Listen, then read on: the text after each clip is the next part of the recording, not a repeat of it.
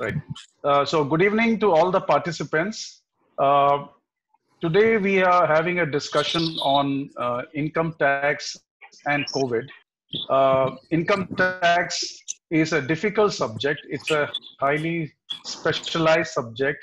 It is not merely a law, it's a jurisprudence by itself.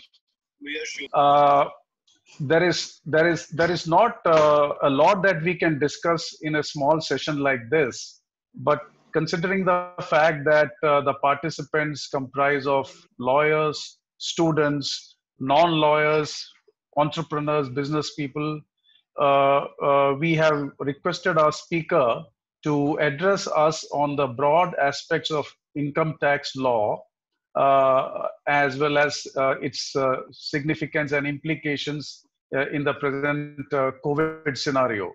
So we have today as speaker Justice Ishwar, who has very impressive credentials. He is actually somebody who has, in all his professional life, uh, dealt with taxation laws.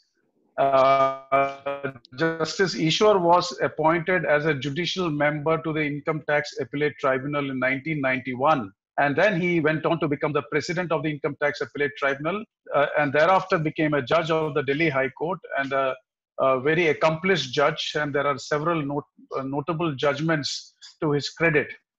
And what is more interesting, as far as I am concerned, and for most of us, is the fact that post his retirement, the government appointed him to head a committee mandated to simplify, to give recommendations for simplifying direct tax laws. So that is a very interesting aspect, because you don't see many judges actually also advising the government as on policy matters, and as to what should be the way forward, and how income tax laws should be reenacted or re-engineered to make it simple. So I request now Justice Ishwar to join us and enlighten us on this particular area of his expertise. Over to you, Justice Ishwar. Thank you, Naveen. Thank you. Yeah. Good afternoon to all the audience gathered in the hope of that I will enlighten you on this aspect. As Naveen prefaced his introduction, frightening you all a bit that income tax is a tough subject, it's a difficult law. Now, you can argue about that, but then in a short span of time, like 45-50 minutes, and particularly when the focus is going to be on COVID, it'll be a little difficult for me to cover the entire subject of tax law. The Income Tax Act today has 298 sections and about 14 schedules. And added to it is the Income Tax Rules of 1962, which is much bigger. Now, to cover everything in a period of 45-50 minutes or an hour at the most is going to be impossible. So what I will take you through, ride you through the Act very quickly, just highlighting basic aspects, giving you a bird's eye view of the law as it stands today. Now, before I go to the subject, as it is a little historical background to the present 1961 Act is required. In fact, the background is about the tax. Now,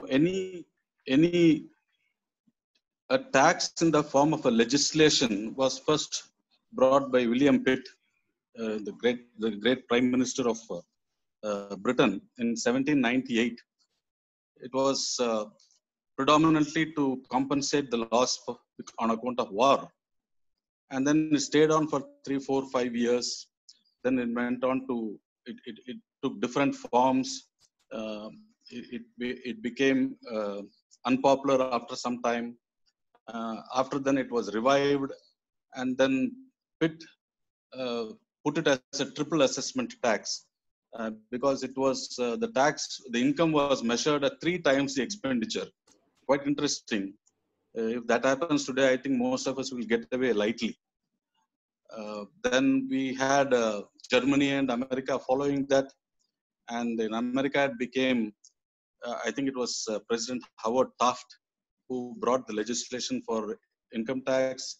And initially, it was struck down as unconstitutional in the case of Pollock versus Farmers Association, as being not giving room for apportionment amongst the states. Then he amended the Constitution, which is the 16th Amendment. That was in 1908. And then there was a Revenue Act which was passed in 1913 in America. Now, in the meantime, we had some kind of a formal tax in India in 1857 along the Sepoy Mutiny time. And then that was also a temporary measure. And initially it was introduced as a form of a license tax on trades and professions, something similar to profession tax. Then it became a certificate tax, nomenclature changed, and then it went on like that. In 1886 was the first time when a formal legislation was brought in. And then that was amended and improved in 1918. And then there were some committees were appointed to bring out a comprehensive legislation. And in 1922, the Indian Income Tax Act was first brought in as a, according to top lawyers, tax lawyers particularly. The 1922 Act was a brilliant piece of legislation, very simple, very concise and precise, with only 60 sections. Now, after the 1922 Act came, then there were wholesale amendments in 1939. It was in 1939 that we first had this provision allowing set-off of losses, brought forward losses, and and powers to reopen the assessments and all that. After 1939, there were amendments again in 1947, 1953, and all that. Then the government appointed the Mahavir Tyagi Commission in 1955. And Tyagi Commission made wholesale changes, suggested wholesale changes.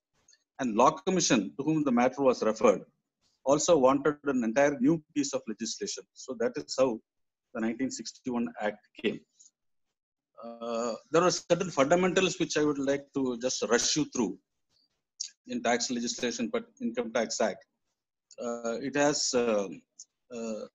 the Act is, first of all, the first principle I think we should all understand is that the Act is a complete code by itself. This particular expression is very familiar to lawyers. An Act being a complete code by itself, everything is to be found only in the particular legislation. You can't refer to another piece of legislation for working out your remedies. For example, Section 298 of the present Act codifies this principle by putting a bar on suits. So any assessment made cannot be taken, a suit cannot be filed against an assessment. There are appeal remedies provided in the Act for redressal of grievances. The first appeal, second appeal, High Court, Supreme Court, and all that. So this is the meaning of what the expression Act is a code by itself.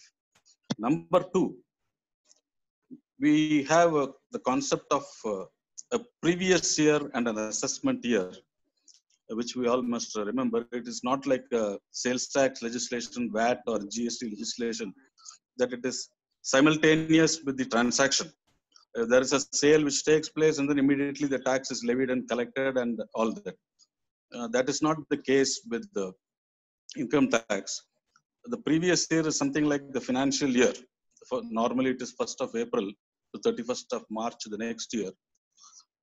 And the income earned during the period of 12 months, which is the previous year, is brought to assessment in the next financial year, which is called the assessment year. For example, if April 2019 to March 2020 will be the financial year, the income which I earn in this financial year will be brought to tax in the assessment year 2020-2021.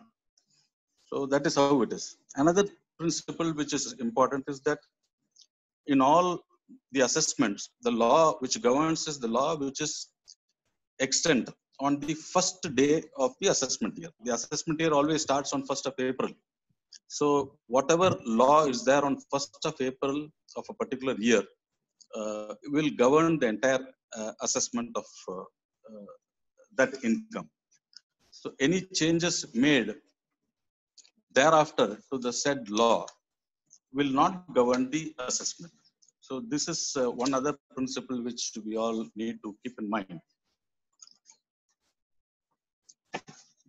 Then before I go to the other premises on which the legislation is based, only one or two provisions of the Constitution, as we all are familiar, I don't want to repeat it.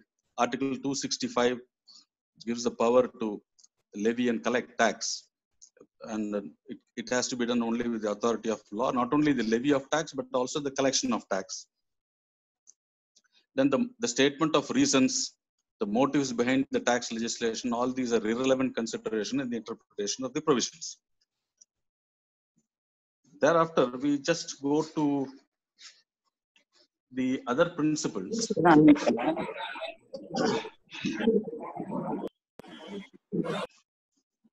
I'll just take you through the broad arrangement of the sections in the Act. Let me consult my small note here. The Act is, it has, as I already told you, 298 sections with about 14 schedules. And Section 4 is widely believed to be the charging section. Every tax law, as you all are aware, has a charging section, a machinery provision for the collection and recovery of the tax, and a penal provision which imposes penalty for defaults. And they also have a prosecution provision. This is broadly the scheme of any tax legislation. Now, the rules of interpretation will change according to the provision we are dealing with. For instance, if it is a charging section, for example, if Section 45 of the Act, which charges capital gains tax, is supposed to be a charging section whenever there is a transfer of property during the particular previous year, the capital gains will be taxed, will be charged to tax. Now, this charging provision, the rule is that it has to be very strictly construed. We have the classic observations of Justice Rowlatt in the famous case of Cape Brandy Syndicate, which says that in a tax legislation, nothing is to be read in, nothing is to be implied. One has to only look at fairly the language used. So if a particular, the subject has to fall within the letter of the charging section, and it is not enough that it falls within the spirit of the charging section. Very strict construction. In contrast, for collection and machinery provisions, collection provisions are considered to be machinery provisions, and the minor lapses here and there are condoned because the tax has to be collected. Otherwise, there is no purpose in levying the tax. So when machinery provisions are concerned, I think the courts and tribunals normally adopt a liberal, and there is a lot of elbow room, and minor lapses are overlooked. When you come to the penalty and prosecution provisions, of course, the law is no different because penalty and penalty provisions under the Act have been held to be quasi-criminal in nature.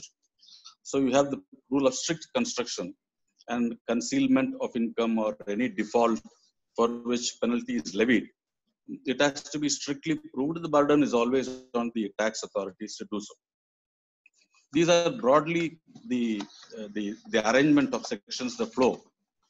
And then we have the section 14, which divides the total income of a person into different heads. We used to have 6 heads earlier. Now we have only 5.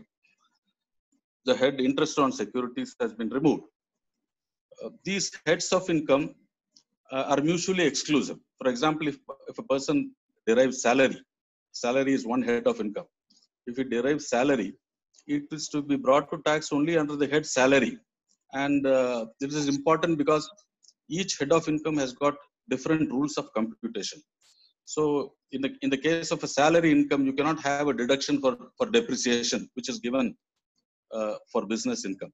So this is the significance of the statement that the heads of income are mutually exclusive. So whatever is brought to tax as salary, the deductions specified in under that head of income alone can be given.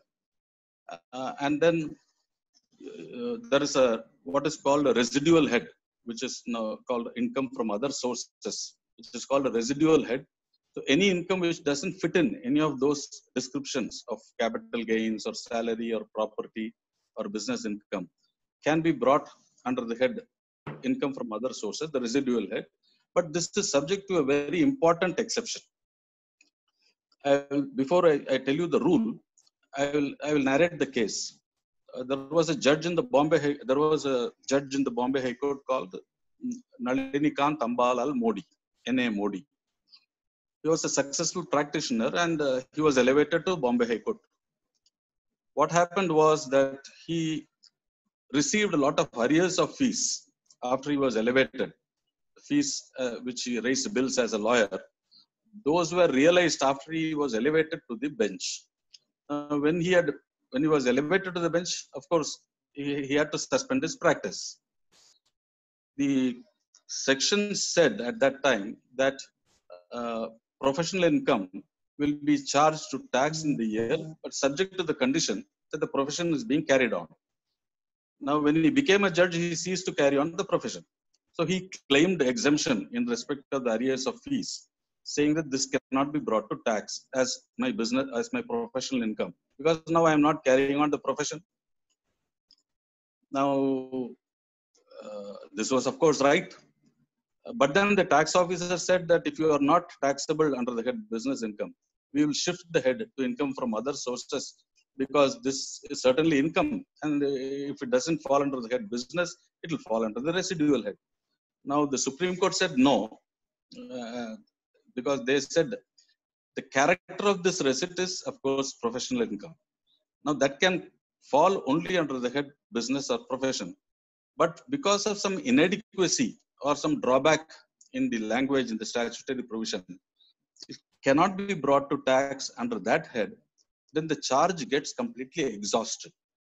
And therefore, you cannot, thereafter, you cannot shift that particular receipt to the residual head, saying that this is to be charged under the residual head. Of course, the act was later amended to say that the year in which arrears of professional fees is received, you will be deemed to be carrying on the profession which gave rise to the arrears of fees. Now that is the position now, but the principle still remains.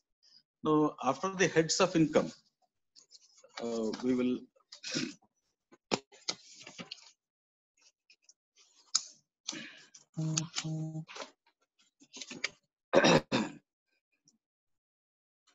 there is a particular chapter 3 in the act which deals with the exclusions from the income. They are completely exempt. For example, agricultural income. Agricultural income, the central government does not have the power to tax agricultural income. It is only the states which have the power under the constitution. Therefore, several types of income which do not form part of the taxable income are enumerated in this chapter, and they are loosely called as exemptions. Now, there is a separate chapter in the Income Tax Act, which chapter 6A, which gives a lot of deductions. For example, if somebody has an industry in a backward area, the profits of that industry up to a particular percentage is deducted. The main difference between the exemption and the deductions, this is very relevant in some intricate situations, is that an exemption doesn't even enter the computation field, whereas a deduction, the income enters the computation field and then it is deducted subject to the conditions being fulfilled. Now, the problem now is that the legislature itself somehow, unfortunately, has blurred the distinction between exemption and deductions, with the result that there is a lot of litigation. I will not go into the details of that. A lot of litigation because the difference between the two is not being appreciated.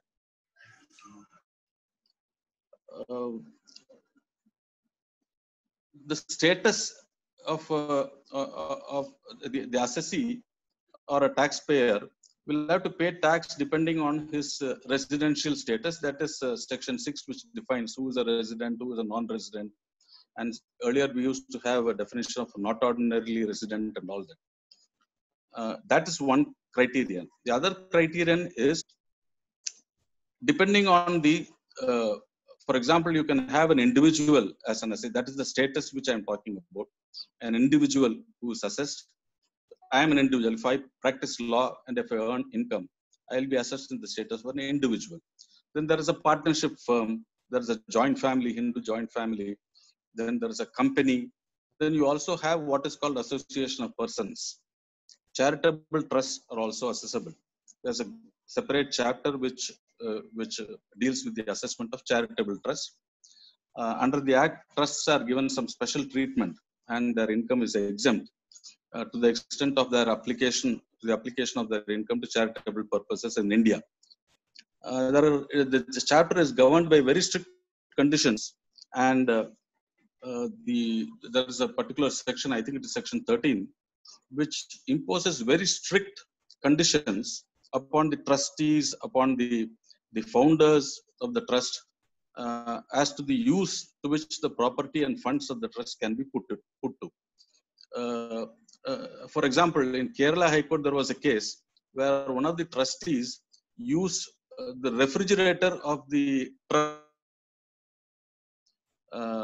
for some time. And this was considered to be misuse of the trust funds, and the exemption given to the trust was lost. So that is the extent to which the Act very jealously safeguards the properties and interests of the trust.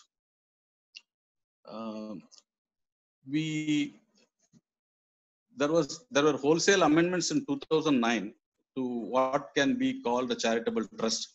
Certain categories were excluded. At the same time, in 2014, further categories of charitable objects were included, such as protection of environment, protection of the animal welfare, and all that. This is a very vast subject, and probably a separate session is required to deal with the charitable trust. When we come to the penalties provision, because unless the tax is, before I go to penalties, I will touch upon the collection, the collection aspect of tax. Now, tax in India is not only collected after the assessment to tax is made, but you are also required to pay advance tax. This is under the scheme called Pay As You Earn, PAYE scheme. It was thought convenient that as and when a person earns income, a part of it can be deposited as advance tax, so that there is not much of a difficulty when the assessment is made and a huge demand is raised. Now, advance tax as well as tax deduction at source, which is called TDS, they constitute, I am told, nearly 85 to 90% of the total tax collected. You are expected to deposit almost the entire tax by way of advance tax. And if you are, say, a professional, and if you receive fees, the client is expected to deduct tax from that, which is called TDS. So put together, your advance tax and the TDS will almost be equal to your income, and very little is to be paid after the assessment is made.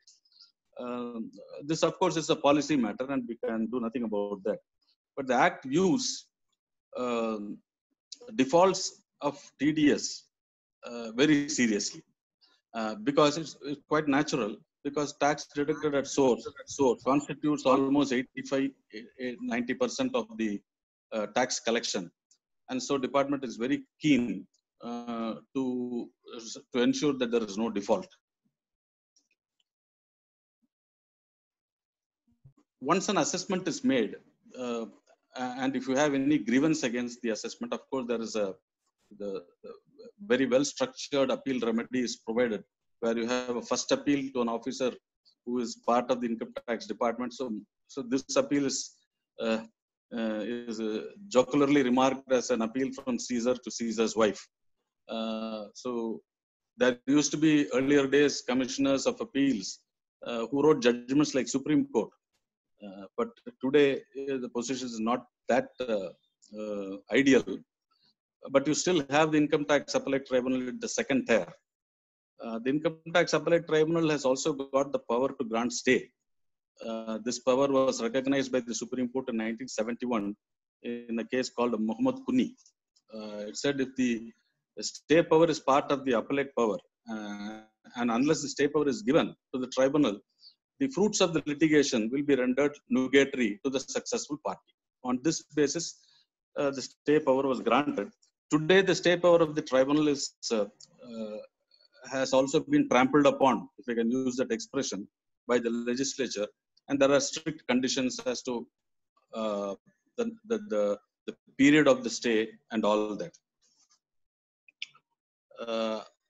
The first appellate authority also has the power to stay, in my opinion, because he is also discharging appellate functions.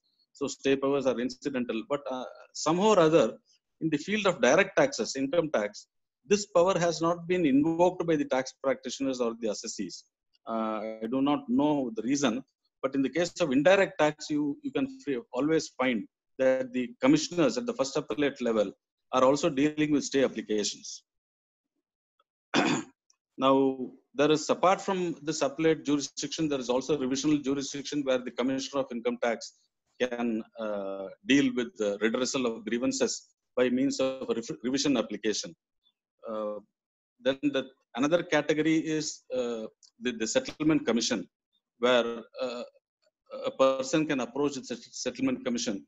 The Settlement Commission was constituted by the recommendation of Vanchu Committee in 1975. Where opportunity was given to an errant assessee. This is the word, it was the statement of objection reasons used. An errant assessee can turn a new leaf in his assessment career. And initially it was confined to cases where a search has been conducted. But nowadays, I think at any stage of a case relating to the assessee, he can approach the Settlement Commission. The condition being that something more than what is already disclosed to the income tax authorities has to be disclosed. Several other conditions are that this is a high-powered body. It can deal with the assessment in a compendious and plenary manner, subject, of course, to the provisions of the Act. What it does is not an assessment, but the Supreme Court says in 2-3 cases that this is some kind of an arbitration or some kind of a settlement, and the strict assessment rules may not apply. The advantage of going to the Settlement Commission is that it has also got the power to grant immunity from penalties and prosecutions leviable on the applicant. Earlier, the Settlement Commission was given the power to grant immunity under any central act, including the Income Tax Act and all that. But after 2007, for some reason or other, it was curtailed, it was confined only to the Income Tax and Wealth Tax Act. Earlier, it used to be even under the Penal Code, there was immunity, any central act, including Penal Code. But today, that is not the position. So, another authority which has been constituted after the globalization and all that which took place in 1991 is the authority for advance ruling. This was initially to help the non-resident investors coming to India to do business to know in a certain manner, in a definite manner, with a lot of certainty in it, as to what will be the tax liability in respect of a particular transaction. So if they wanted to know what is the tax liability, they can go to the authority for advance ruling. It was headed by a retired Supreme Court judge. And I think the first chairman was no less the person than Justice Ranganathan. Yes, Ranganathan of the Supreme Court. I did very good work. They will know for clear what is their liability. And the order passed by the authority was binding on both the assessee as well as the department in respect of that particular transaction only. It was not a general law. So in respect of another assessee who has an identical transaction, the decision was not binding. He also needs to go to the authority and get a decision in his favor or get a determination of the issue. This is the remedies. A very important authority which is constituted to administer the act under the Finance Ministry, the Central Board of Direct Taxes. earlier, before 1956 or 57, there was only one authority called Central Board of Revenue, combined direct taxes as well as indirect taxes, both combined. There was a one single board which is called CBR, Central Board of Revenue. But thereafter, they had two boards. The direct taxes, the board was Central Board of Direct Taxes, and for central excise and others indirect taxes was called CBEC. I do not know what is the name given now after the GST and all that. Central Board of Direct Taxes administers the act through a hierarchy of officers. You start from the basic level at assisting authority, assisting officer, then comes the deputy assistant commissioner, deputy commissioner, joint commissioner, commissioner, principal commissioner, and all that goes upward like this up to the board, up to the chairman of the central board. Now the CBDT very importantly has power under section 119 of the Income Tax Act to issue various circulars, instructions and notifications, press releases and all that, which are all binding on the income tax department. They are all binding on the income tax authorities. They are not binding on the assessee or on the courts or the tribunals. Now, they can issue circulars to relax the rigor of the provisions. They have been given the power. Now, this is a separate jurisprudence by itself under the income tax law as to what extent they can exercise that power, how far the circulars can be implemented, and whether the courts are bound or the assessees are bound, and all that. Now there are at least 7-8 leading decisions of the Supreme Court, starting from Navneet Lal Jhaveri case in 1956, when circular issued by the Central Board was held by the Supreme Court to be binding on the income tax authorities. In fact, the section 119 itself says so. Now, there were certain officers who were not following those circulars when the board took a particular view about the working of a particular provision of the act, and then the assessee will have grievance about it, and he can certainly approach the court and have the circular enforced in his favor.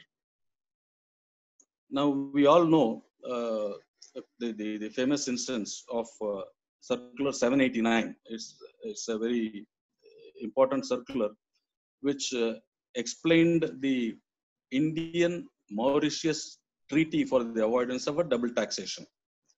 Now, without going into the nitty-gritty, if somebody says that I am a resident of Mauritius and therefore I am entitled to certain benefits of the treaty, that person or company has to prove that it is a resident of Mauritius. Now, how will it prove? The Mauritius government used to issue a tax residency certificate, TRC as it was called, and saying that this particular company is a resident of Mauritius. And this used to be produced by the Mauritian company so that it can get the benefit of the treaty. Now, one over-enthusiastic officer in Bombay started probing, and he also found evidence to show that these are all paper companies. The real persons who controlled were elsewhere. So on that ground, he tried to deny the benefit of the treaty. Now, that was questioned, and the matter ultimately reached the Supreme Court, the celebrated judgment of Azadi Bachao Andolan, Union of India versus Azadi Bachao Andolan. Now, you will have a complete discourse of the binding nature of the circular. But here, you must bear in mind what the officer was doing is his duty. The officer's duty is to investigate any state of affairs, and his duty is to collect the maximum revenue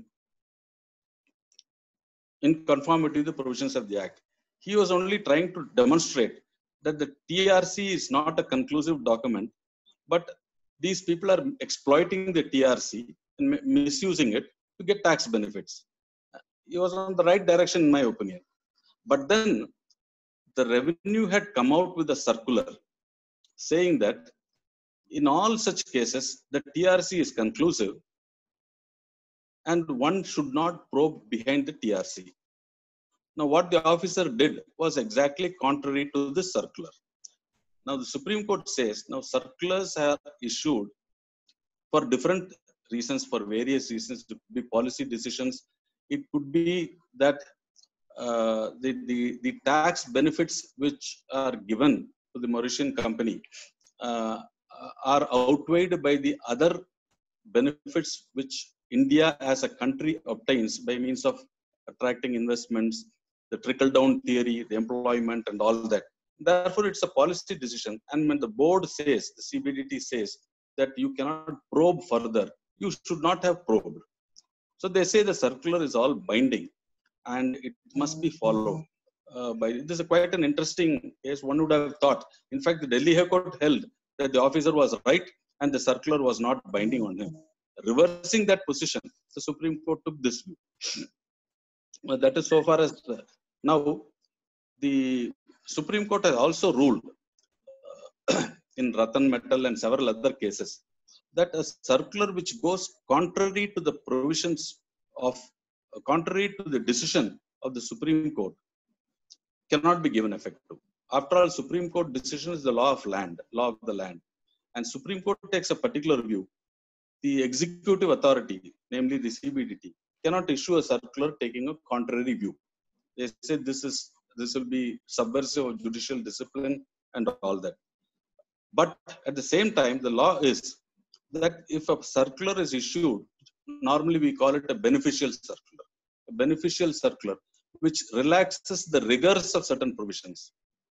For example, if an audit report is to be submitted before a particular date in the course of the assessment proceedings, and the board says that this is not a mandatory date, the officers are authorized to accept audit reports even after the date. If such a circular is issued, it is issued only to relax the rigor of the law and no prejudice is caused. Such a circular is binding. Another important provision is circular has been held by the Kerala High Court also as part of the law which governs the assessment. And if a circular is in existence, I told you the principle of law which governs the assessment is the law as on the first day of the assessment year. If the circular is in existence, a beneficial circular is in existence on 1st of April, but it is later withdrawn. Still, it is binding, having been in existence on the 1st of April as a beneficial circular, and the withdrawal does not matter, notwithstanding that the assessment is actually made after the withdrawal. In one particular case, I think it's the case of B.M. Edward or so, the full bench of Kerala High Court, Justice Paripurnan said this. On 1st of April, there was a circular which was a beneficial circular. The assessment was made sometime in September. By that time, the circular had been withdrawn. But still, the Kerala High Court full bench said that no, this was in existence on 1st of April. The benefit of that circular is to be allowed to be assessed. This is the broad feature of the powers of this the central board. Now, then we have a very important chapter in the Income Tax Act which came into effect from 1st of April 2018, which is called GAR, G-A-R, General Anti-Avoidance Rule. Hardly 6 sections are there, sections 95 to 102 or so, that is all. But they embody the anti-avoidance rules, and it gives very drastic, in fact, draconian powers to the assessing authority to ignore a transaction or to characterize a transaction as an impermissible avoidance agreement, IAA, impermissible avoidance agreement or arrangement, so that he can recharacterize the transaction and redetermine the tax consequences, and he can ignore or he can refuse to give the taxpayer all the benefits of which the taxpayer would have normally got if the transaction had been allowed, including treaty benefits. This seems to be quite a draconian thing. And while on this, I must also briefly tell you about the concepts of tax planning, tax avoidance, and tax evasion, because this is the genesis of Chapter 10A, the GAR provision. Now, in laissez-faire society in 50s and all that, there were rulings from the Supreme Court in Jiaji Rao Cotton Mills and Raman and Company. These were two leading cases where it was generally following the English judgment in Duke of Westminster. The view taken by the Supreme Court was that so long as a taxpayer, an assessee, plans his affairs in such a manner that he remains outside the taxing provision, you cannot ignore the the the, the, the transactions which he has entered into. You cannot ignore the documents and bring him to tax, saying that but for this transaction he would have paid the tax. So the Supreme Court said that it is the right of the assessee to remain outside the taxing provision and plan his affairs in such a manner that he pays the minimum tax. And they also said in terms that it is not the assessee's obligation to replenish the treasury. It's after all, it's a game. The Act makes certain provisions. The assessee tries to remain outside the provisions, and he can plan his affairs in such a manner that he pays the minimum tax. This was permitted. Now suddenly, in 1984 or 85, I think there was a celebrated case of McDowell came, and Justice Chinnappa Reddy, who came before a constitution bench. Justice Chinnappa Reddy, who wrote the leading judgment. The other four judges wrote only 4 lines. Justice Chinnappa Reddy wrote the leading judgment. He said that Duke of Westminster is a legacy of the British, and even in England it is not being followed. And why should we follow? And he said that tax avoidance or tax evasion are only tax planning and tax avoidance are only dignified names given to tax evasion, and these things cannot be condoned. And if there is material to show that there is a dubious transaction or a smoke screen and all that, the officer is not bound to accept them, and he can ignore them and levy the tax accordingly. Now, in that case, the facts are a little interesting because this also probably will reiterate the rule that sometimes bad cases make good law. So that was a case where the company McDowell split the bills raised against the wholesalers who lifted the stock of liquor. Split the bills. That was clearly kind of a dubious device. Split the bills so that it doesn't pay tax on the entire amount X, but it paid tax on X minus Y. This was found out by the officer, and he said, no, the splitting of the bills is actually splitting of the sale price, and therefore I will levy tax on the entire sale price, taking the entire sale price as its income. This was before the court, and the court said this is a dubious device clearly. But in doing so, they didn't confine it to the decision to the facts of the particular case, but made very general observations, saying that there is no right given to the assessee to plan his affairs. All that is old law. We can't approve of this today and all that. Now, this held the field for a long time, and it was used to be popularly called Judicial Anti-Avoidance Rule, JAR, JAAR.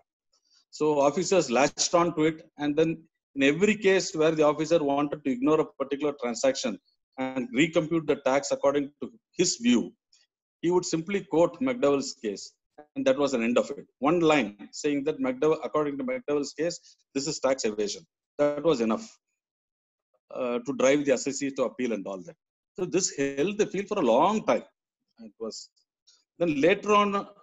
It came before a division bench of the Supreme Court. Justice Sabyasachi Mukherjee was there, and then he made certain observations which ran contrary to the Constitution bench judgment, saying that government cannot insist on people paying the maximum taxes when government itself indulges in ostentatious expenditure and all that. But nevertheless, McDowell was still held the field, being the decision of the Constitution bench. The other four judges who wrote the judgment there, who agreed with Justice Chinnappa Reddy, they clearly said that this decision will apply only if there is a colorable transaction. If the transaction is not a colorable or a dubious device, merely because it brought in more revenue to the department, it cannot be ignored. This they made it clear. Now, for a long time later, only in Azadi Bachao Andolan, the whole thing was set right. When Justice Sri Krishna and Justice Rumapal, if I remember right, Justice Sri Krishna wrote the leading judgment. This decision essentially arose out of double tax avoidance treaty, but it dealt with several subjects. Treaty shopping. I will touch upon that when I come to double tax treaties. But the division bench, two judges, they explained the judgment of Justice Chinnappa Reddy, the Constitution bench, and said they were wrong in saying that in England, the Duke of Westminster decision is not being followed. They said this is wrong. Even in England, still the theory holds good that there is no obligation on the taxpayer to replenish the treasury, and he can plan his affairs in such a manner that he pays the minimum tax. And incidentally, on the facts before the case, they also said treaty shopping is also not evil and all that. So this set right the slight distortion, and the previous legal position which existed prior to McDowell was restored. Now, GAR, G-A-R, Chapter 10A, contains several provisions as to when a transaction can be characterized by the officer as an impermissible avoidance arrangement.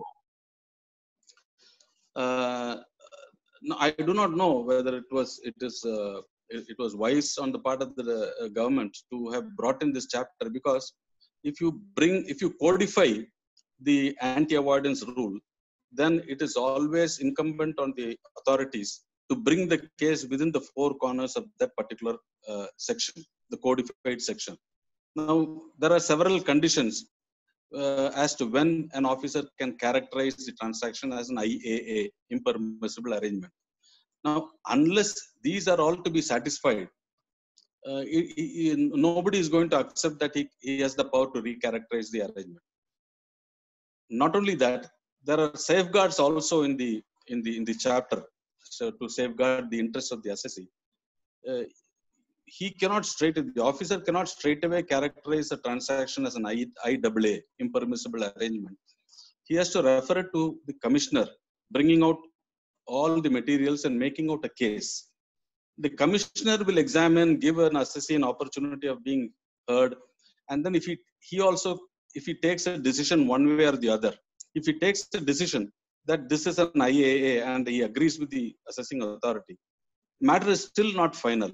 He has to refer it to an approving panel constituted under section 144BA of the Act. The approving panel is headed by a retired High Court judge and two other members. Now, they are the persons who have to ultimately declare that this is certainly an impermissible avoidance arrangement, and therefore the tax consequences can be redetermined by the assessing authority. Now, these are all safeguards and filters which are given to ensure that arbitrariness is avoided. Now, the difference between JAR and GAR is, as I told you, now GAR is codified. Now, one has to bring the case within the four corners of section 96. I will not trouble you with reading the section and all that. Section 96, now it's a very comprehensive section 102, which defines an arrangement, a step in an arrangement, what is a tax benefit, and mind you, a tax benefit also includes a treaty benefit. For example, if something is done, some transaction is entered into, an arrangement is made, only because of a treaty benefit, and structures are being located in places, in countries with whom India has a friendly treaty, and there is a tax benefit, these things can be considered as arrangements to obtain, arrangements where the main purpose is to obtain a tax benefit. This is the language used by section 96. And unless the officer is able to show clearly on the basis of the facts and evidence, it is going to be difficult for him to say that this transaction comes under IAA. Now, I'll take you through quickly, before I come to the impact of COVID, quickly through double tax because I'm on the subject. Now, treaty power, again, you can all refer to Azadi Bachao Andolan. It's a treatise. It's a treatise, apart from being a judgment, it's a treatise on the law as to the philosophy of double tax avoidance agreements. Now, in the case of double tax avoidance agreements, essentially they are the two sovereign countries sit down, negotiate, and exercise their and negotiate as to how they will share the taxes arising out of a certain cross-border transaction. This is essentially it. Now, the approach of the sovereign country, the approach of India may change from country to country. There's a lot of give and take involved, and the treaty with the US and UK will be completely different between the treaty between India and Mauritius, or India and Cyprus, or some other country. So every treaty is a negotiated document, and it's an exercise of a sovereign power, as the judgment has elaborated. Now, for example, in India, you have software companies concentrated around Bangalore, Pune, Hyderabad, and all those places. If you have, for example, automobile hub is Chennai. Then if you want hosiery, it will be Tirupur near Coimbatore. Now, these certain industries, if you are looking for jute, it's West Bengal near Calcutta. There are certain places, the financial capital is Bombay. Certain places are developed as a specialized form of either industry or finance, as the examples which I gave you. Now, if somebody wants to start a software industry, the first place probably in India he will think of is Bangalore or Hyderabad, like that. Similarly, if he wants to start a hosiery, he will think of Tirupur. Now, internationally, there are certain countries which have specialized in certain fields. For example, Ireland. Ireland is a place where you have the aircraft maintenance industry is highly specialized, highly skilled, because of government policy, because of the skilled labor and all that. So all aircraft leasing companies are located in Ireland, and the entire airline industry all over the world flock to Ireland for leasing, wet leasing, maintenance, and all that. This is how it happens. Now, can you, in such a circumstance, say if an Indian airline company goes to Ireland for leasing of aircraft, can you say that it has gone to Ireland only to obtain a treaty benefit? No, apparently not. But this is the vexed question in every case. So this, in the light of GAR, because as I told you, GAR can also deny you the treaty benefits. So GAR is very important even in the case of double tax treaty applications. So this is the new field which is now developing apart from transfer pricing. About transfer pricing, I know nothing. I have not dealt with any case, so I am not going to touch upon that. Now let us come to this e-assessment. E-assessment is what I have some personal experience as the chairman of the Direct Tax Simplification Committee constituted by the late Mr. Arun Jaitley. So it was also his vision that at some point of time in future, there should be absolutely no interface between the assessee as well as the income tax departmental officers. Now, his reasons were several. One of the main reasons was that deviant or practices or corrupt practices there should be no room for that. So if you don't have interface with each other, and if an assessment is made by an officer who does not know who the assessee is, and the assessee does not know who the officer is, then there are very little chances of anything unbecoming happening. This was a pet theory, if I may say so. And then we tried to develop that, and ultimately it came into we recommended, and it came into the act. as a pilot thing. It is being implemented and it's being successfully, reasonably successfully done. Now the question is, when COVID, obviously nobody at that time in 2016, we never anticipated that this will happen, but e-assessment helps in this situation also. And I think in the coming days, it's going to be the norm rather than the exception. But there are some glitches. Now, appellate jurisdiction, where will you appeal? If an assessee is situated in Chennai and the assessing officer who makes the assessment is in Calcutta, the appeal will lie where? Will the appellate authority lie in Bhopal? These are all glitches which have to be ironed out, and I'm sure in the coming days it will be done.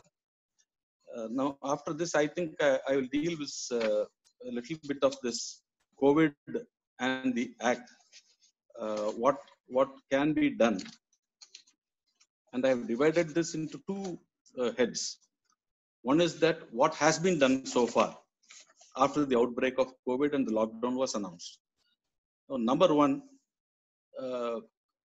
a circular was issued by the Central Board of Direct Taxes under Section 119, extending the time limit for making all the tax deductible investments like PPF, LIC premium, your NSC certificates, and time limits were also extended where you had to, where a person wanted to avail of the exemption for capital gains tax, the purchase of a new house and the construction of a new house.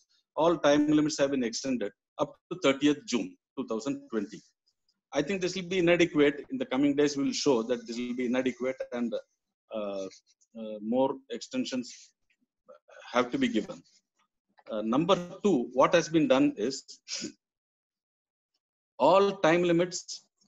You may all remember the suo motu writ petition number 3 of 2020, where the Supreme Court under Article 145 passed an order extending all the time limits under general law as well as special law, whether the time limit is condonable or not condonable, whatever it is, everything is extended.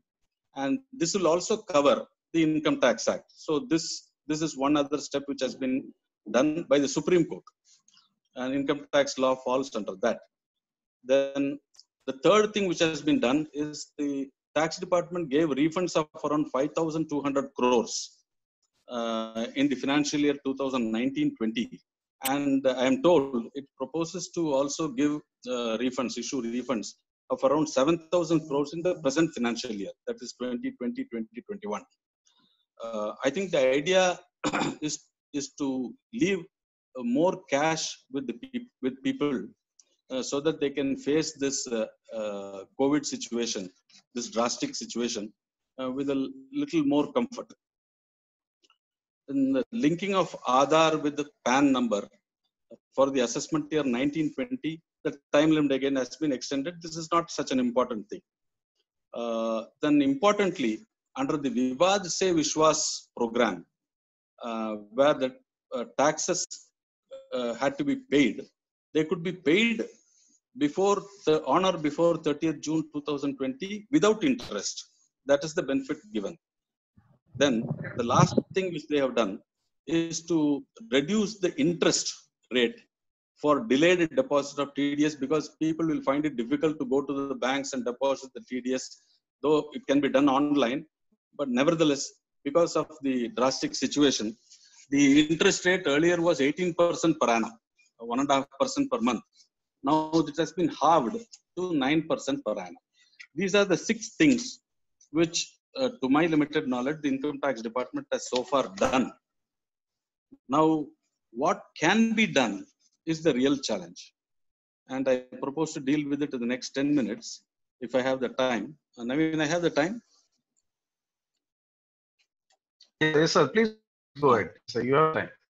All right. The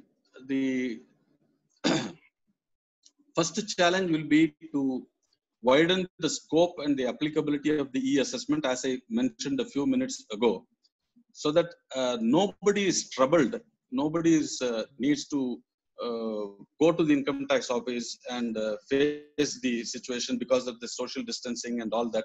We do not know how far the lockdown will will continue. So for the entire year, if the assessment uh, is uh, is made in respect of all assessees. Now, this will be a very stupendous task to continue to make e-assessment not only for large corporates and MNCs, but every small person. But then there is a solution, which is one of my suggestions also. Now, for the returns of income filed both for the financial year 1920 and 2021. 2021 has just started, and I am sure this year the recovery period is going to extend at least till September, October. Uh, uh, the lockdown is extended now till May 15th, May 18th, and then we do not know what will happen after that. And people will come back to work slowly, whether it will start, how difficult will it be to come back to normalcy, taking into account all these difficulties. I think it will be a good idea. It may appear, the suggestion may appear to be a little extreme, but what I would uh, earnestly think that is that for these two assessment years, the financial year 1920 as well as financial year 2021, if scrutiny assessments are totally avoided and all the returns except a select few of, in the case of large corporates or multinational corporations, if all the returns are accepted without any scrutiny, it will go a long way to alleviate the difficulties of people during the recovery period. This year, by September, October, uh, if they start taking up the assessment proceedings, they can not assessment proceedings. The returns will be filed for the financial year 1920. These returns should not be scrutinized, and the difficulties already experienced by the people should not be compounded. One way of doing it is to accept the returns and tell the people that this is an end of it. This could be go a long way. Now, so far as deductions are concerned, uh, there is already provision in the Income Tax Act section 35B, 35D, and all that, whatever, that research in the field of medicine, medical research, some benefits are allowable. Now, with particular reference to COVID, coronavirus, if somebody takes up research in that field so that at least some vaccine is developed in future in our country, so that research should come in for some special treatment, and it may be in the form of a weighted deduction. For example, if you spend 100 rupees, you will get a deduction of 150 rupees. That's what I mean by saying weighted deduction. This could be one way of alleviating or encouraging the medical research in this field. At least the minimum the government can do is not to levy any additional cess or increase the rate of tax. A few days back, there was something going around in the WhatsApp and all that, which has now been probably put to rest, where some people had suggested that the rate of tax should be jacked up to 42%, and COVID cess needs to be levied and all that. We already have a health cess. Now, how can the government, with any justification, levy a further cess with reference to COVID? We already have a health cess which everybody is paying. So there is no justification for that. In fact, this is a time when other leading industrialists have also recognized this. This is the time when people must be left with a lot of cash. And if the cash is taken away by levying 42% to 48% and all that, and I think the recovery period is going to be extended, and recovery is going to be very difficult. So I only hope that the government, the finance ministry, is not thinking in terms of increasing rates of taxes or imposing further levies to deal with COVID. That will not be justified at all. Then we have online transactions. There is an equalization levy. I think now in the coming scenario, we will have a lot of online purchases because people are quite aware of social distancing. And I am not batting for any particular online store or company, but online encourages social distancing, and therefore I thought this equalization levy, which is there, at least can be suspended for a couple of years. This is one way of alleviating and even encouraging social distancing. Now, several companies, even manufacturing companies, those manufacturing trucks. There's a large company in Chennai which manufactures very popular trucks. I understand that they also started making face masks and other COVID related equipment and all that. So the expenditure incurred on this will have to be allowed as a deduction, no doubt, because though this is not in the line of the company's business according to the memorandum of association, but still income tax is not concerned very much with the powers under the memorandum of association. Whatever business you do, whether it is within your memorandum or without your memorandum, outside your memorandum, if you earn profits, it must be taxed. But I am sure that the expenditure which these companies incurred in manufacturing face masks, and that too on a very urgent basis, and sending it to the needy areas and needy people, I think the expenditure must certainly qualify for a weighted deduction. Leave alone 100%. I think it will be much better, and it will be a good move on the part of the government to give a weighted deduction for this kind of expenditure. The other thing which the government can think of is we all keep reading in newspapers as to how several NGOs, which are basically either trusts or institutions registered with the government, and some of them were religious trusts, temple trusts, religious trusts. They were all sending relief material, food, and all that to affected areas and affected people during this COVID. And they must have incurred a lot of expenditure. And many of these trusts might have, on paper, their objects might have been very different. And this expenditure may not strictly fall as application of their income, so that it can be counted as proper application of the income for the purposes of enjoying exemption from tax under Section 11. Now, my suggestion would be that the finance ministry, the income tax authorities must be directed not to be too meticulous about this.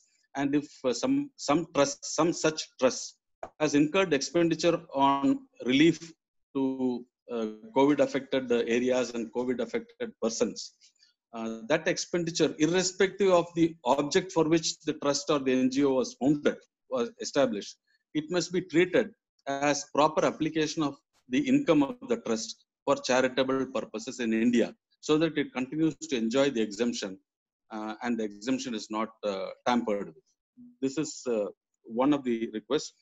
If necessary, an amendment to Section 2, subsection 15 of the Act, which defines what a charitable purpose is, can also be thought of to specifically include COVID-related activities. One can always say that there is medical relief is already there as one of the charitable objects. If these activities of NGOs and trusts can be brought under medical relief, well and good. An instruction to that effect can be issued, so that there is no problem in treating the expenditure as proper application of the income for charitable purposes. Otherwise, if instructions can be issued to the tax officers to be quite liberal to treat such expenditure as proper application of the income of the trust. Now, Another suggestion which I have a couple of suggestions more. Another suggestion is that there are several provisions in section 28 of the act which deals with business income. Several subsidies given by the government, several incentives, they are all being taxed as business income to overcome certain judgments where they have held that this is not income and all that. But still, legislatively, those judgments have been overcome, and the section contains provisions to tax such subsidies and incentives as income. Now, in these difficult times, one should not be adding to the woes of the taxpayers. So I would think that it will be quite in order for the income tax department to suspend the operation of these sections for a couple of years, so that uh, the, so that we don't add to their difficulties. As I already told you, the entire financial year 2021 is going to be very harsh, very difficult. Is going to be spent on recovery. People will try to find their feet after this shock, and then they need a lot of cash. If the government takes away the cash by taxing such incentives and subsidies, I think that will be a little unjustified, it will be harsh. So the operation of these provisions can be suspended. There are several, I do not have them readily with me, but one can always find out from the section as to what can be done and which of the provisions which can be suspended for a couple of years. Then finally, there is a suggestion with regard to the rates of depreciation. Depreciation as an allowance is very important, and several manufacturing industries throughout the country have stopped their operations, and the machinery is remaining idle. Now, if and when, after 1 month, 2 months or so, when things start coming back to normalcy, and these machinery are being restarted after a long period of time, I do not know whether they would have been maintained properly, and there may be huge repairs to be incurred, huge adjustments to be made in their designs and all that, to make them uh, in working condition again. So uh, depreciation rates which are within the power of the central board to prescribe. The act only says that an assessee who owns machinery is entitled to depreciation. The rates are to be prescribed by the government, by the CBDT. The CBDT prescribes the rates in the depreciation schedule, which is there in the income tax rules.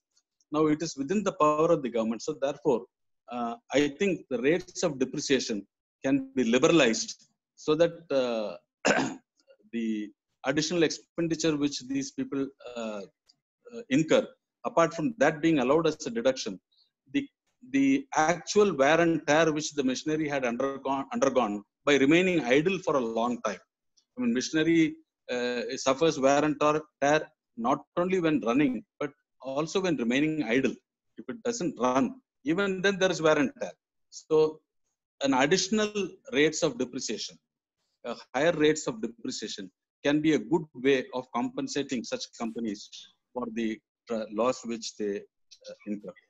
These are the few suggestions which I have with regard to the COVID, and there may be 100 other suggestions, and I think I've exceeded my time now.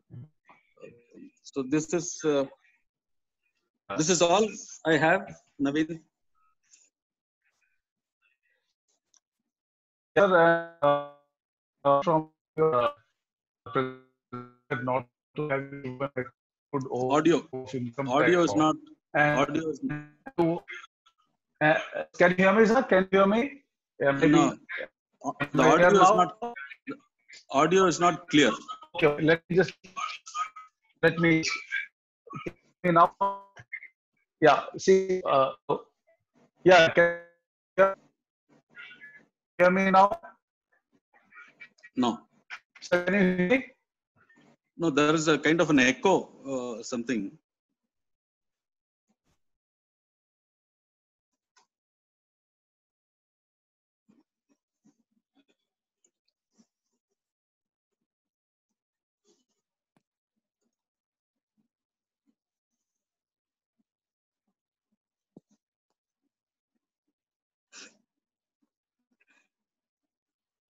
So I think Naveen sir is trying to reconnect. But now it is clear. You are clear. Yes, sir. So there have been some questions from our viewers during your talk. And I think sir is rejoining. Sir is rejoining.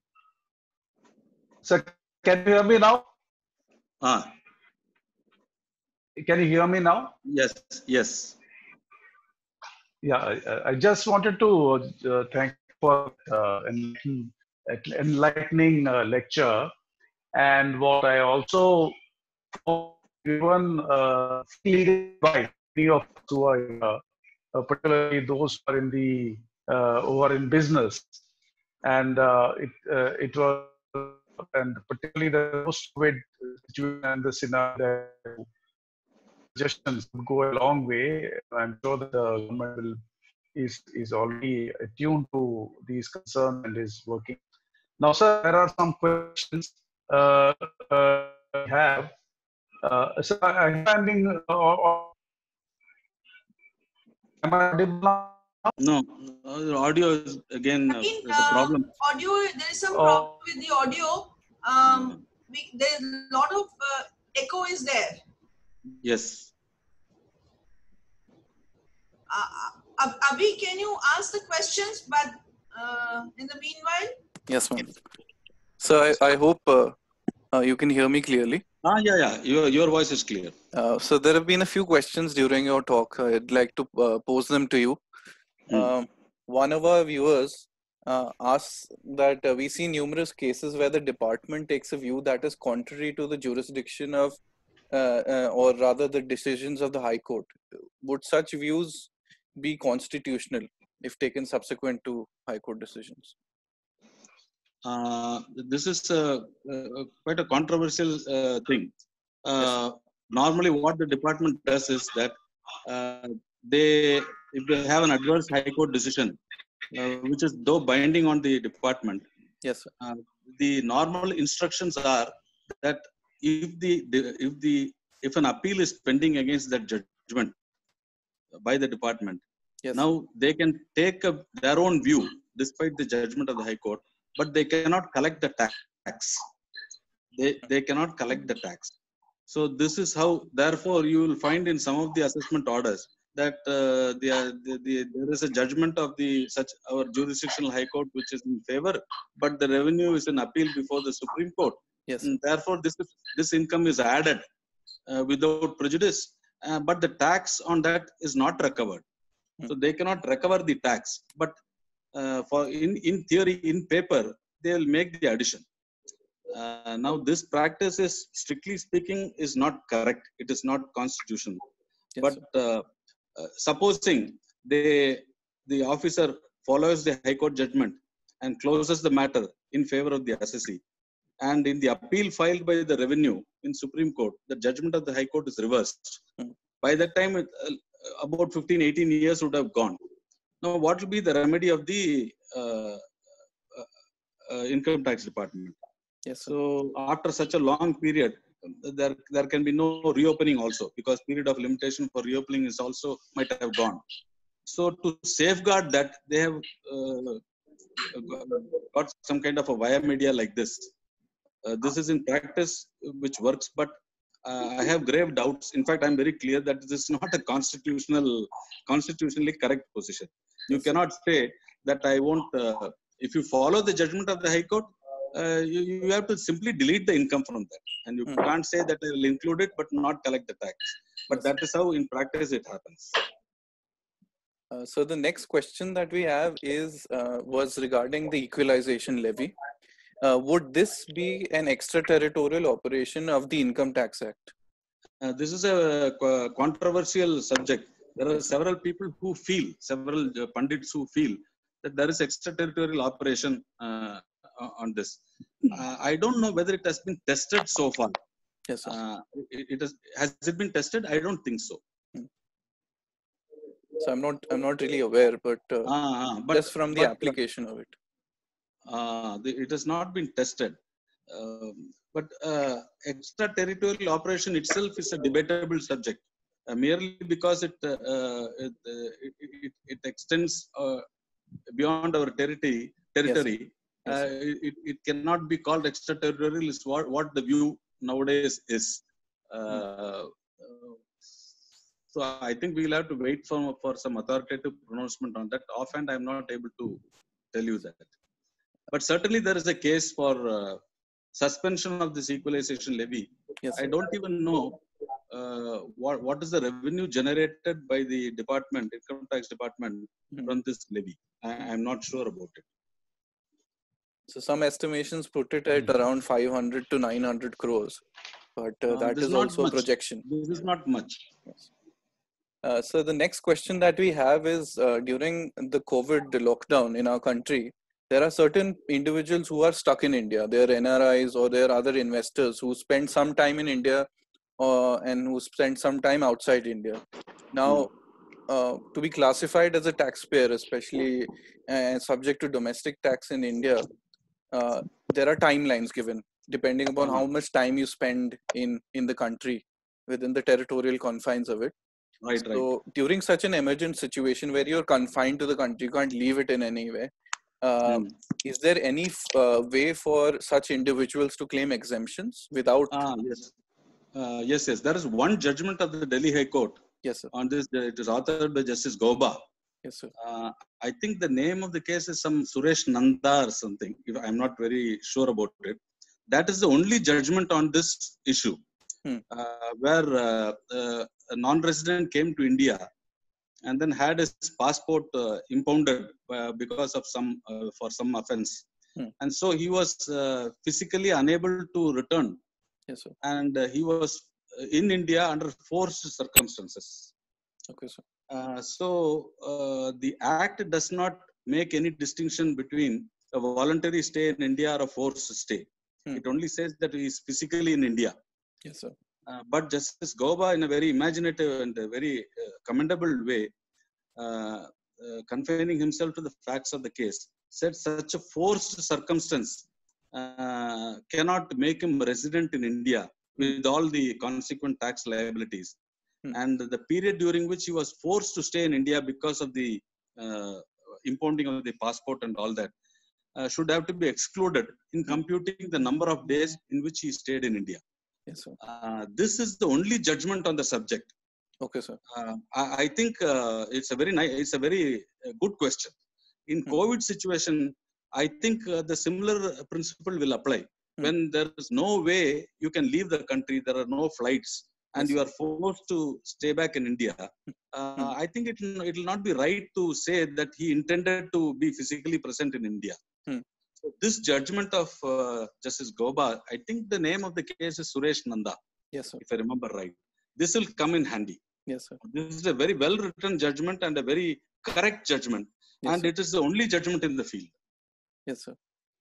This will come to your rescue. All right, sir. Sir, we have another question which talks about the explanation to Section 9 of the Income Tax Act, which proposes to increase tax base by means of using concept of significant economic preference to establish business connection. What would this imply, and how would it function to increase the tax base? This will be quite an arbitrary thing. There are no guidelines about that. Yes, sir. So but the board may come out with some circulars, and then it will generate a lot of litigation because it's such a vague expression. A significant economic presence is such a vague expression. Yes, sir. It will be the industry centric. You can't have a uniform yardstick to measure what is the significant economic presence. Say in the case of a telecom industry, or in the case of a IT hardware industry. Each industry will have different yardsticks. Yes. So you can't have the same yardstick applicable to that.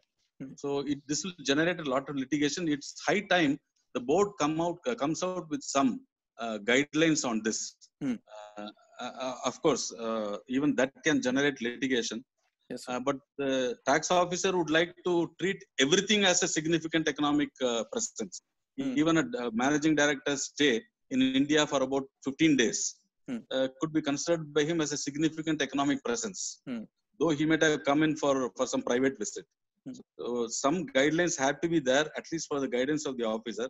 Ultimately, it will be very industry specific. And I foresee a lot of litigation on this. Yes, sir. So Mr. Naveen has a question. I will hand it over to him so that he may ask the question to you, sir. Yes, sir. You can hear me now. There was a problem with the signals.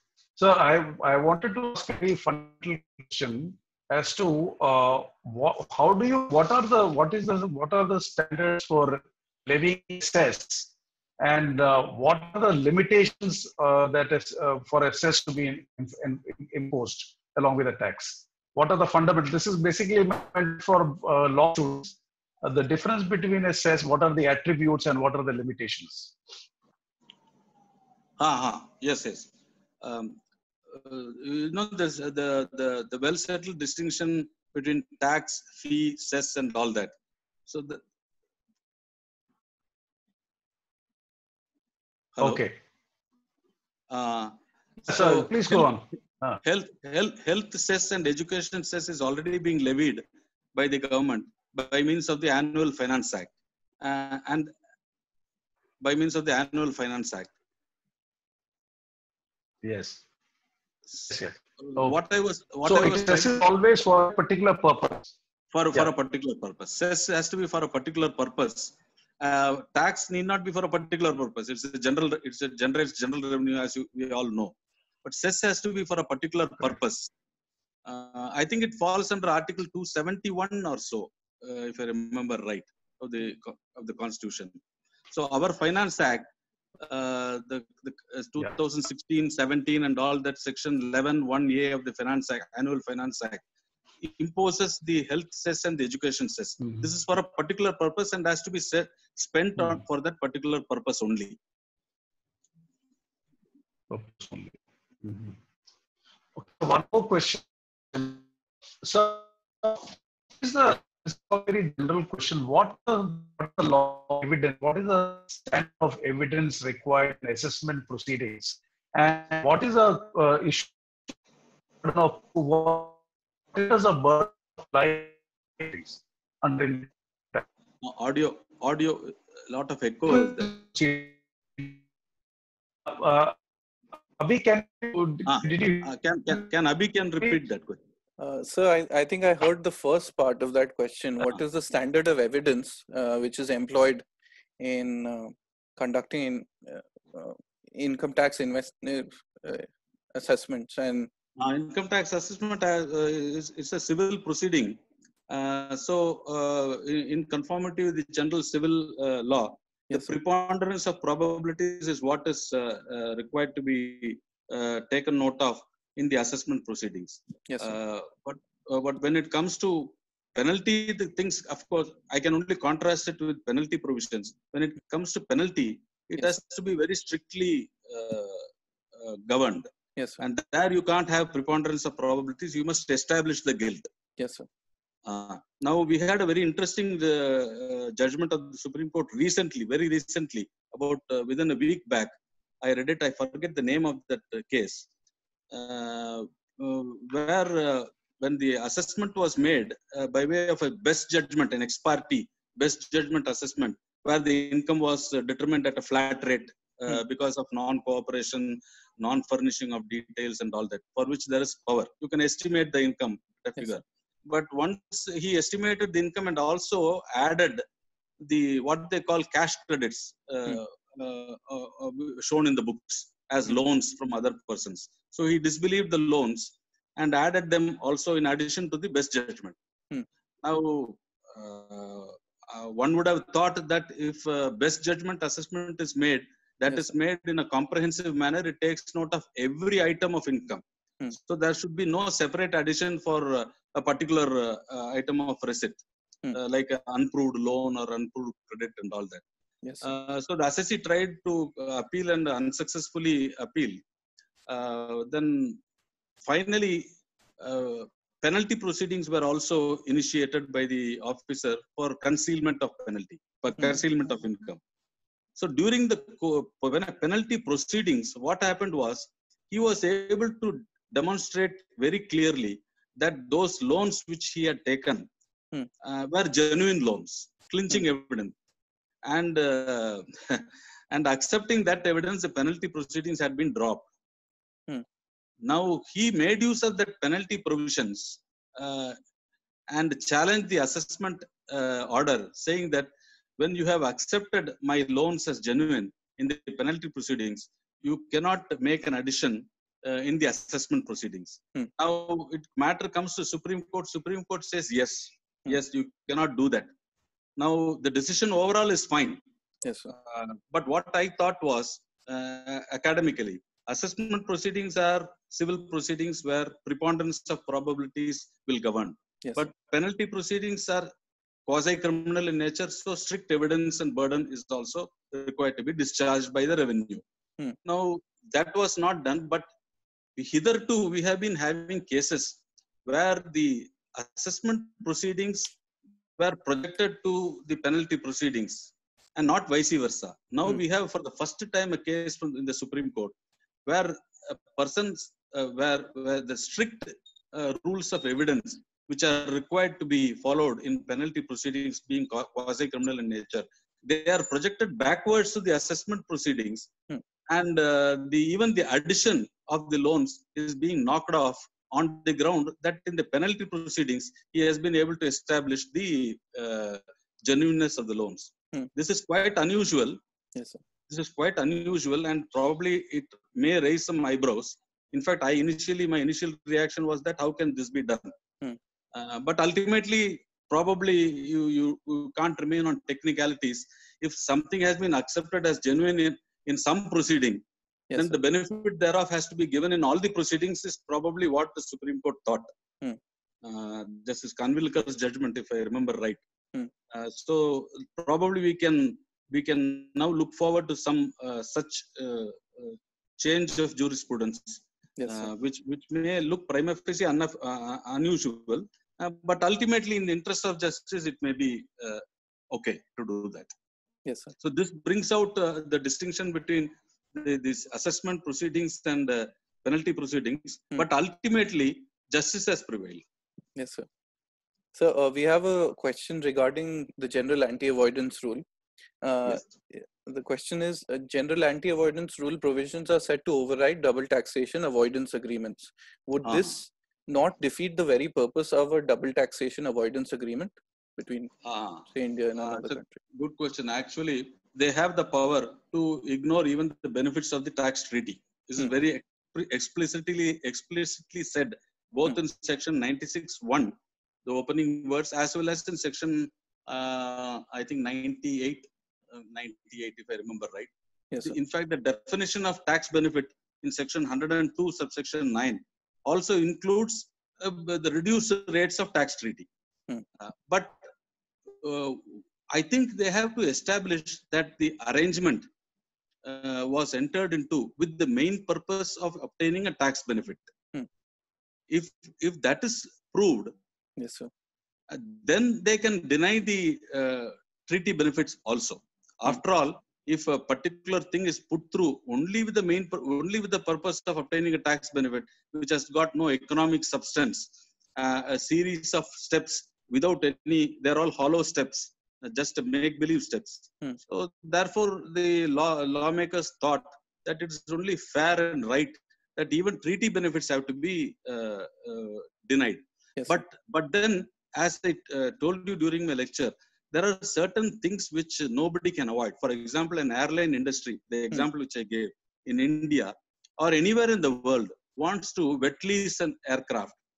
It has to go to Ireland. Yes, as far as my knowledge goes, there is no other place where leasing companies are incorporated. Yes. Irish government is completely pro aircraft leasing companies. It has got a complete infrastructure. Government is friendly, skilled labor, everything. It has got the financial backup for that, and the documentation, everything. It's a hub. It's a hub. Now you have no choice. If you start an airline industry company and you want to wet lease, you have to go to Ireland. And when you go to Ireland, India and Ireland have a treaty. yes, sir, And there the treaty says that the lease rentals paid will not be treated as income of uh, the recipient in India. This is peculiar under Article 12(3)(a) of the India-Ireland Treaty. This is peculiar to India-Ireland Treaty, which means what? There is no such exclusion for lease rentals in any other treaty between India and another country. Which means what? The government itself is aware that all airline wet leasing companies, airline companies have to go to Ireland for wet leasing. And if you start taxing the lease rentals, probably the industry will suffer. Yes, sir. So this deliberately given. In such a case, I will treaty shop. You can't say it is treaty shopping. I have no option but to go to Ireland. But can you say that I am guilty of treaty shopping? No. In that case, how can you say that this is an arrangement with the main purpose of only getting a tax benefit? It is an incidental purpose. Yes, sir. So there are cases and cases like this which will come up in the future. And in such a case, I am sure you cannot say that this the treaty benefit can be denied. Because how it will work is when the Indian company remits the lease rental, it is supposed to deduct the tax if it is chargeable as income of the Irish company. Yes, now, if the article gives the benefit that it's not chargeable, he doesn't have to deduct the tax. Now, officers keep taking the view that any expenditure, any remittance abroad, which is tax deductible, but you have not deducted the tax, will not be allowed in your assessment as a deduction. Yes, sir. But all this will come up. And the main question will then be, did I treaty shop? Of course, I did. I went to Ireland, but can you say I treaty shop? I had no option. I had to go to Ireland. So can you say my arrangement was only with the view to obtain a tax benefit? Certainly not. It is an incidental benefit, but certainly not with the main purpose. My main purpose was to wet lease the aircraft. Yes, sir. So our next question, considering your experience at the tribunal as well, it's relevant to our present times. The question is, under the present social distancing guidelines, do we also expect that income tax appellate tribunal proceedings will also move into a video conferencing mechanism? It has already done. Yes, sir. Income tax appellate tribunal has passed an order with video conferencing. It is a stay order where bank attachments were there and all that. So the assessee moved an application, and the tribunal is fully alive to the situation. It has got framed guidelines, and it has disposed of that stay application through video conferencing. And this is going to be the norm. Yes, there in the tribunal. It has already done. It has already started. I think Mr. Justice Butt, who is the chairman of the president of the Income Tax Tribunal, and the vice chairman of the Income Tax Tribunal in Bombay, Mr. Pramod Kumar, both of them have passed this order. And it's a very detailed order, very interesting. It's going to be the order of the day in the tribunal. So we have a follow-up question. Sorry, sir. Naveen, sir. What about assessment proceedings? That the pilot project is already on. The e-assessment which I mentioned during the lecture. It is on the basis of the recommendation of the Simplification Committee, and about which the late Finance Minister, Mr. Jaitley, was also very passionate about. It is already there. It's being done. People don't take the trouble now. They don't have to go to the office every time. Started, but it's only a pilot scheme. Now we are in a situation where probably we have to think of extending it to widening the scope of that e-assessment. Yes, sir. At least in this year, we have to do that. So we have a follow-up question to video conferencing. Would this mechanism be helpful in reducing corruption? At which level? Either at the side of the revenue assessment level. Assessment level. This is one of the stated objectives. Though the word corruption is not used, but they say that they say that interface is to be avoided. It certainly will, because if I am assessed in Delhi And my assessment is now made in somewhere, say, let us say in Baroda, by a person who doesn't know that he is assessing R.V. Ishwar. He doesn't know the name of the assessee. I mean that certainly will eliminate deviant behavior. Yes, sir. That 99.9%. But ultimately, human nature, we all know. Human nature being what it is, that there could be very innovative ways of. But we are not talking about that. We have to look at the positive side of it. By and large, certainly there will be. It will ensure eliminate interface, eliminate deviant behavior, unwanted practices. Certainly, I'm sure it will improve the situation. So our next question is similar to the extension of time for tax compliance on account of COVID-19. Would it be considered legally valid for any extension of the period of limitation with respect to any pending income tax related matter? I think so, because the Supreme Court order is very widely worded, and it is until further orders. And they have clearly said that this will apply to all time limits, whether condonable or not condonable, and whether under general law or special law. So I think Income Tax Act clearly is covered, and every time limit, in my view, prima facie view, is every time limit under the Act is extended. Yes, sir. It's extended. The Income Tax Department has issued a circular which speaks of only certain types of, let us say, this investments which qualify for tax deduction, PPF and premium and NSE certification and all that. But that is only one part of it. I think the overall thing which will govern is the judgment, the order of the Supreme Court. Okay, sir. In writ petition number 3, so motu writ petition number 3 of 2020. So we have one. I failed to mention it. Yes, sir. In fact, it will be better if the central board issues a clarification referring to the Supreme Court's judgment also, because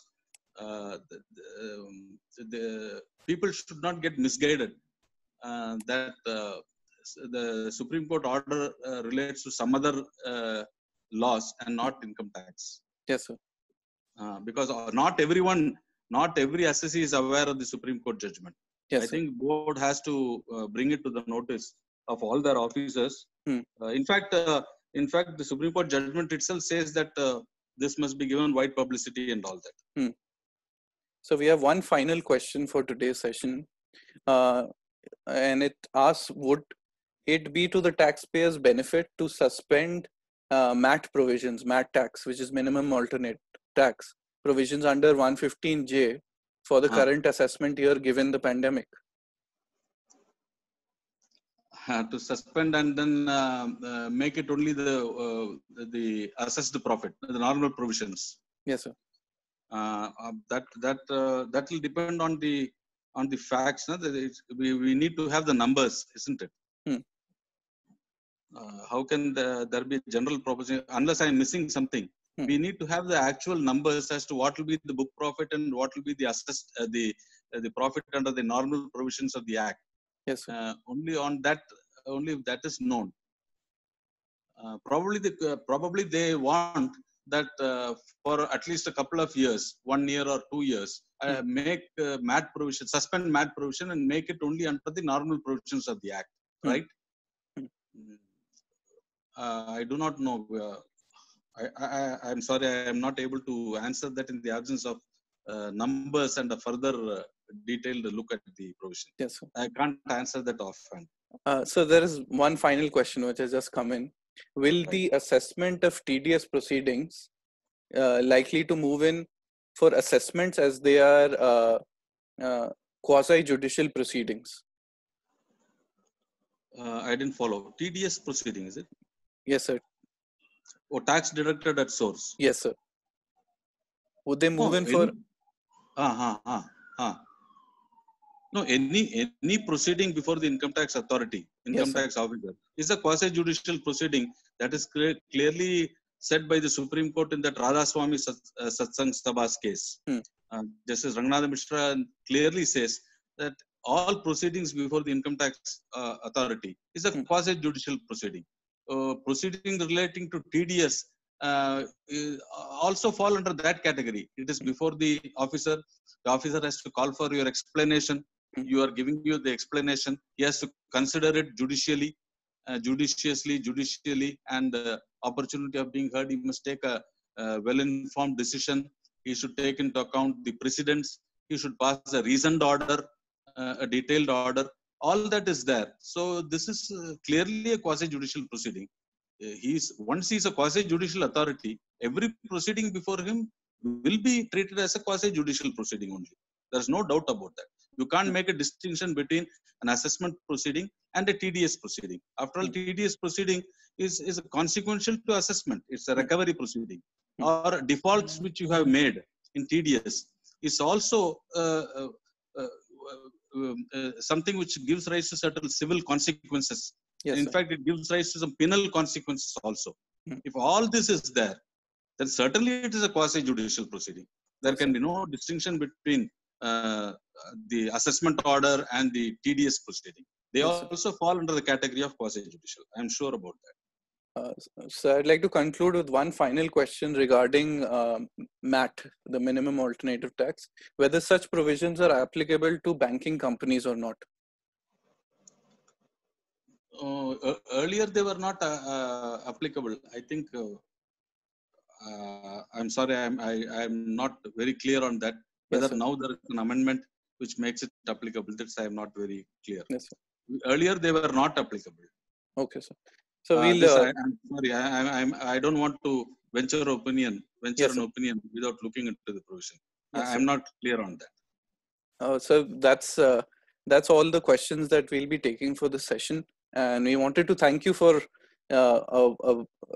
which has been a very clear and comprehensive discussion on income tax law, as well as the situation of income tax law during the present pandemic. And I'll hand it over to Naveen sir. Right. Thank you. So thank you again. Your discussion has been so enlightening.